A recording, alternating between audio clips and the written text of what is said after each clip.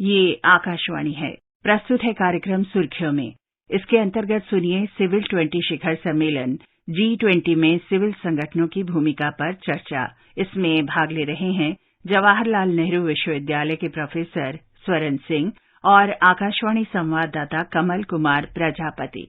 C20 G20 के अंतर्गत civil society organisations का एक ऐसा आधिकारिक समूह है जिसमें इन संगठनों के जरिए दुनिया भर के लोगों की आवाज G20 के प्रतिनिधियों के सामने रखी जाती है। लोगों से जुड़े जो मुद्दे हैं, उनके सामाजिक आर्थिक विकास को जो प्रभावित करते हैं, इन विषयों पर इस अहम बैठक के माध्यम से विचार विमर्श किया जाता है। और भारत की G20 अध्यक्षता के तहत C20 इंडिया समिट भी हो रहा है। इसी हवाले से आज हम सिविल सोसाइटी ऑर्गेनाइजेशंस के सामाजिक आर्थिक विकास और जो विकास के अन्य पहलू हैं उसमें क्या योगदान है, इस विषय पर आज हम कार्यक्रम में बात कर रहे हैं। हमारे साथ जुड़े हैं जवाहरलाल नेहरू विश्वविद्यालय से प्रोफेसर स्वर्ण सिंह। प्रोफेसर स्वर्ण सिंह, आपका स्वागत है। धन्यवाद कमल जी। प्रोफेसर स्वर्ण सिंह, हम जानते ही हैं कि एक तरफ अगर शासन की भूमिका है देश को चलाने में, राज्य को संचालित करने में, उसी तरह से सामाजिक विषयों पर नीति निर्माण के लिए या सामाजिक विषयों पर जागरूकता के संबंध में सिविल सोसाइटी संगठनों की भी बहुत बड़ी भूमिका है। यानी हम देखें तो सरकार और सिविल सोसाइटी के अगर संगठन एक साथ मिलकर एकजुटता के साथ, समन्वय के साथ काम करते हैं तो दुनिया भर में ऐसे बड़े रिफॉर्म्स को हमने देखा है जिसके चलते आज हमारे पास बहुत से ऐसी बड़ी पॉलिसीज हैं, कानून हैं, बहुत सारे ऐसे मापदंड हैं। आप कैसे सिविल सोसाइटी संगठनों की भूमिका को देखते हैं दुनिया में सामाजिक और आर्थिक विकास में? सबसे पहले तो कमल जी, भारत न केवल आज विश्व का सबसे बड़ी जनसंख्या वाला देश है, उसके साथ साथ आज विश्व का सबसे बड़ा लोकतंत्र भी है। और लोकतंत्र में आम जनता की आवाज नीतियों में नजर आना बहुत जरूरी हो जाता है। ठीक उसी के चलते आप देखें, जितने भी नागरिक समाज के संगठन हैं, उनका लगातार तालमेल जो है वो सरकारों के साथ और सरकार की नीतियों के साथ बना रहे, इसलिए बहुत तरह के आयाम तैयार किए जाते हैं। और जब G20 के शिखर सम्मेलन की बात होती है तो G20 जो दुनिया की सबसे बड़ी 20 आर्थिक व्यवस्थाओं का एक समूह है, उसमें कई तरह के ये फॉर्मल जो बनाए गए हैं समूह, एक तरह से जिनको एंगेजमेंट ग्रुप्स कहा जाता है, वो बिजनेस 20 में है, लेबर 20 में है, साइंस 20 में है, थिंक 20 में है, अर्बन 20 में है, वुमेन 20 में है, यूथ 20 में है और सिविल, जैसा हम आज बात कर रहे हैं, जो नागरिक समाज का उसमें योगदान होना चाहिए, उसका भी एक समूह उसमें है। और क्योंकि मैंने कहा कि भारत सबसे बड़ा लोकतंत्र है और सबसे बड़ी जनसंख्या वाला देश है, इसलिए भारत का योगदान ये C20 को लेकर मुझे लगता है G20 की अध्यक्षता के दौरान बहुत अलग हो जाता है। उसकी वजह यह है कि बहुत बड़ी जनसंख्या होने का मतलब है कि पहले ही हमारे लोकतंत्र को लें या हमारी सभ्यता को, संस्कृति को लें, जनता का लगातार योगदान हमेशा से इतिहास में बना रहा है। और आज इसी के चलते आप देखें कि C20 की इस वर्ष में G20 के इतिहास में सबसे बड़ी, एक तरह से 1000 से ज्यादा उनकी 60 शहरों में, कुछ भारत में और कुछ बाहर, 1,84,000 प्रतिनिधि उसमें शामिल हुए और 74 राष्ट्रों के लोग उसमें शामिल हुए।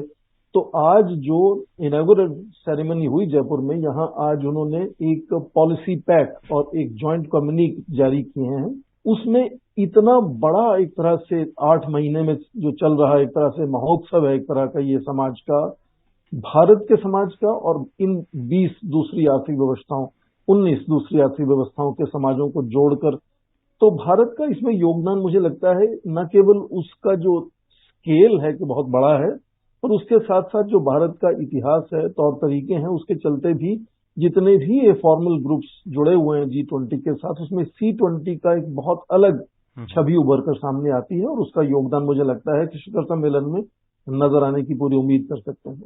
जब हम होलिस्टिक डेवलपमेंट यानी समग्र विकास की बात करते हैं तो इसमें कई मानक होते हैं, जैसे स्वास्थ्य, शिक्षा, लैंगिक समानता से लेकर अब इसमें हम डिजिटल तकनीकी को भी जोड़ रहे हैं, पारदर्शिता और सुरक्षा जैसे इसमें मुद्दे आते हैं। तो इन अहम मुद्दों पर भी C20 समूह काम करते रहे हैं और इन संगठनों का लगातार इस मामले में नीति निर्माण में बहुत बड़ा योगदान रहा है। तो इस C20 समिट में आप इन मुद्दों को लेकर क्या कुछ देखते हैं कि जो पहले बड़े स्तर पर इन वर्किंग ग्रुप के माध्यम से जो विचार विमर्श हुआ था, उनका प्रेजेंटेशन भी इस समूह में है, तो कैसे इस होलिस्टिक डेवलपमेंट को लेकर ये समूह आने वाले समय में और बड़ी भूमिका निभा रहे हैं?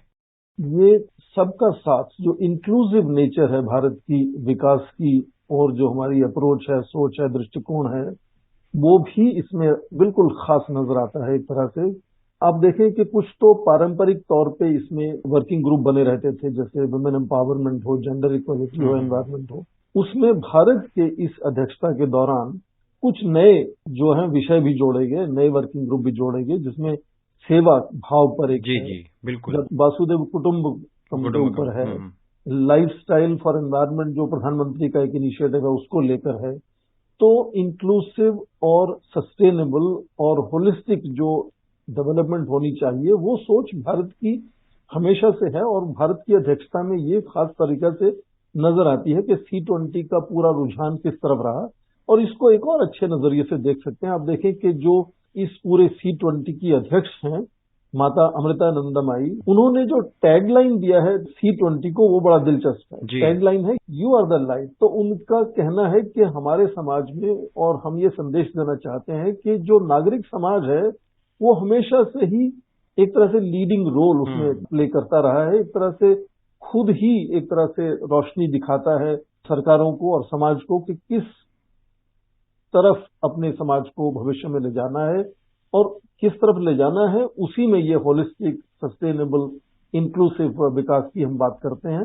तो ये जो यहाँ से रिकमेंडेशंस निकलेंगी, मुझे लगता है कि उसमें एक तरह से भारत की छाप नजर आना बहुत ही स्वाभाविक कह सकते हैं। निश्चित रूप से। और आपने इंक्लूसिव डेवलपमेंट की बात की, आपने लाइफस्टाइल का जिक्र किया जिसमें प्रधानमंत्री ने मूल मंत्र दिया था। तो हम आपसे समझना चाहेंगे कि जो पर्यावरण से जुड़ी हुई चुनौतियां हैं, उसको लेकर इन सिविल संगठनों की क्या भूमिका है, और ऐसे में आने वाले वक्त में, जैसा कि आपने भी बताया कि जो नीतियां हैं या जो नीतियों का आधार है वो एक आम नागरिक से ही होकर गुजरता है, तो पर्यावरण से जुड़ी हुई चुनौतियों को लेकर क्या अप्रोच रहने वाली है? आतंकवाद के साथ साथ आज मुझे लगता है पर्यावरण की चिंता विश्व के लिए सबसे बड़ी चिंता है, और रोजमर्रा के जीवन में इसका जो खामियाजा है वो आम नागरिकों को ही झेलना पड़ रहा है। आप चाहे भारत में देखें या किसी दूसरे देशों में देखें, जितना भी पर्यावरण से नुकसान हो रहा है वो हमें जागरूक करता जा रहा है कि आम नागरिक को खुद इसमें दिलचस्पी लेनी होगी, योगदान करना होगा, और ठीक उसी तरह से सरकारों तक अपनी आवाज पहुंचानी होगी। तो उसी के लिए आप देखें, जब किसी भी एक संस्थान की या समूह की बात हम करते हैं तो उसमें पर्यावरण को लेकर मुझे लगता है सबसे बड़ी जिम्मेदारी और हैसियत भी G20 में आ जाती है, क्योंकि यही सबसे बड़ी आर्थिक व्यवस्थाएं हैं।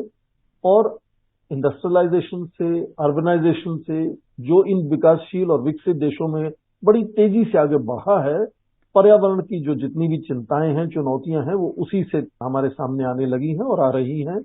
इसलिए G20 समूह का मुझे लगता है कि जो जिम्मेदारी है वो बहुत बढ़ जाती है कि उनको ही इसके बारे में कुछ सोचना होगा और कुछ पहल करनी होगी, और संसाधन जो पर्याप्त हों वो मुहैया कराने पड़ेंगे। तो मंशा भी है, हैसियत भी है इन देशों की, और भारत उस बात को बड़ी तेजी से आगे ले जाना चाहता है G20 के शिखर सम्मेलन में, क्योंकि ये 20 देश हैं जो विश्व को पर्यावरण से जो उभरती हुई समस्याएं हैं, चिंताएं हैं, उससे बचा सकता है। क्योंकि मैंने कहा कि वो चाहे तकनीक हो, चाहे वित्त हो, हैसियत इन्हीं देशों में है, और शायद कुछ हद तक जिम्मेदारी भी इन देशों की है, क्योंकि मैंने कहा कि बहुत तेजी से अर्बनाइजेशन, इंडस्ट्रियलाइजेशन की वजह से भी पर्यावरण पर जो असर आया है। तो पर्यावरण मुझे लगता है कि आज G20 के लिए बहुत ही अहम मुद्दा है, और क्योंकि समाज उसका भुक्तभोगी है, इसलिए C20 की आवाज इस विषय पर मुझे लगता है बड़े जोर से वहां तक जानी चाहिए, और जाने की उम्मीद कर सकते हैं।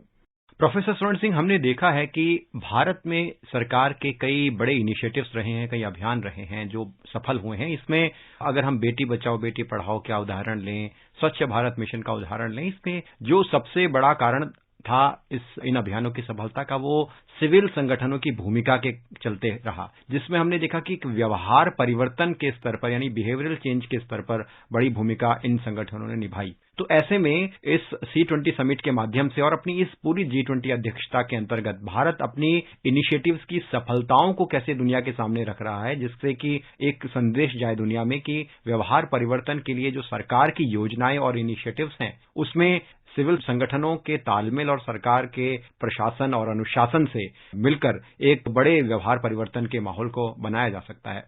आप देखें कि एक के बाद एक कई भाषणों में प्रधानमंत्री खुद और दूसरे बड़े नेता ये अक्सर कह चुके हैं कि बेटी पढ़ाओ बेटी बचाओ, ये ध्यान भारत का बहुत जोर से इस तरफ लगा हुआ है।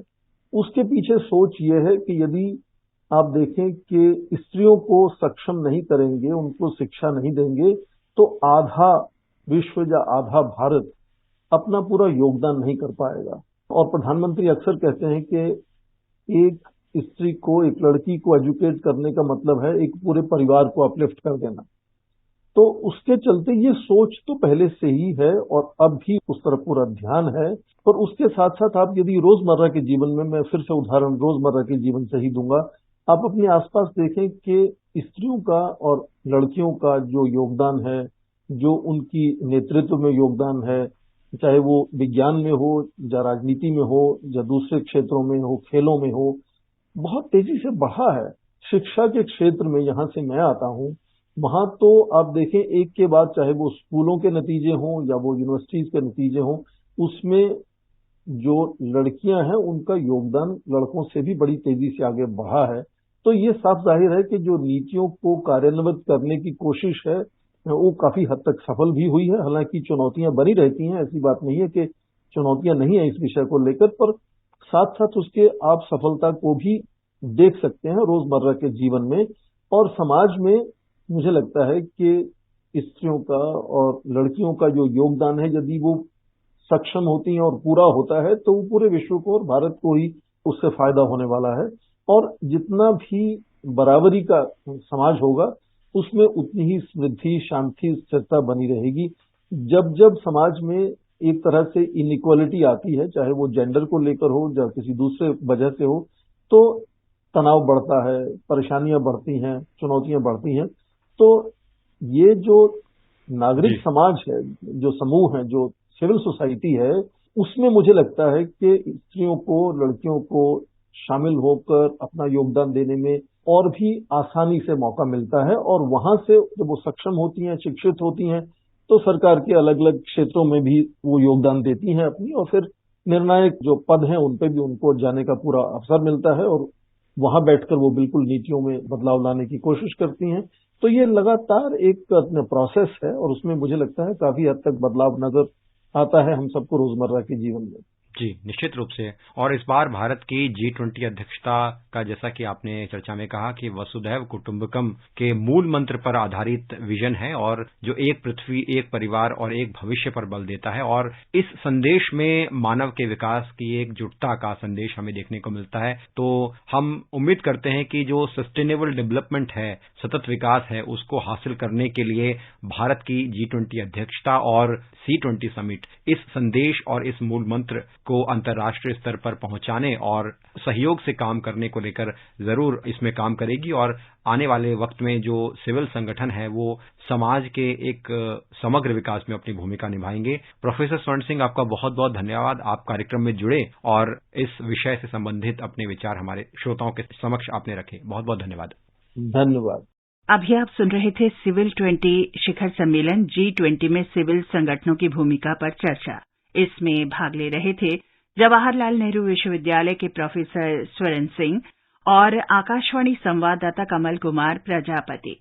ये कार्यक्रम आकाशवाणी के समाचार सेवा प्रभाग द्वारा प्रस्तुत किया गया। इसे आप हमारे mobile app news on AIR और YouTube channel news on AIR official पर भी सुन सकते हैं। इस कार्यक्रम के संबंध में अपनी प्रतिक्रिया आप हमें ईमेल या व्हाट्सएप के माध्यम से भेज सकते हैं। हमारा ईमेल पता है airnsdtalks@gmail.com और व्हाट्सएप नंबर है 9289094044।